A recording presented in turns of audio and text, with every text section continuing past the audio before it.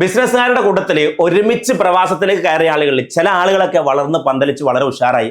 ചില ആളുകൾ 10ഉം 20ഉം കൊല്ലമായിട്ട് അവിടെ തന്നെ നിൽക്കുന്നു. കാരണം എന്താണെന്നറിയോ? പ്രധാനമായിട്ട് രണ്ട് കാരണങ്ങളാണ്.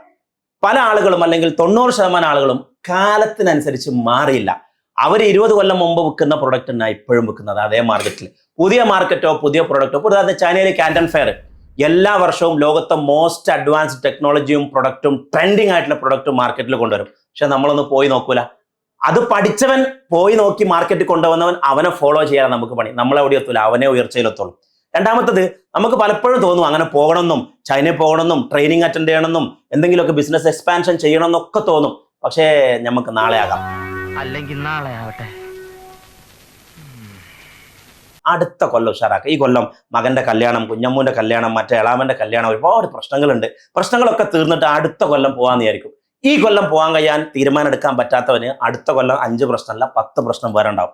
അപ്പൊ കറക്റ്റ് ടൈമിന് തീരുമാനം എടുത്ത് മുന്നോട്ട് പോകാനുള്ള കഴിവില്ലായ്മ, കാലത്തിനനുസരിച്ച് ട്രെൻഡിങ് പ്രൊഡക്റ്റുകളും മാർക്കറ്റുകളും കണ്ടെത്താനുള്ള കഴിവില്ലായ്മ, ഇത് രണ്ടുമാണ് ബേസിക്കലി ബിസിനസ്സിൽ നമ്മളെ വളർച്ചയിൽ. ഇനിയെങ്കിലും ഈ വർഷത്തെ കാൻഡൻ ഫെയർ ഒന്ന് പോയി നോക്കി നിങ്ങൾ. നമ്മുടെ ബിസിനസ് ഇതുവരെ നടന്ന മാതിരിയല്ല, വേറെ ഒരു തലം കാണാനുണ്ട്.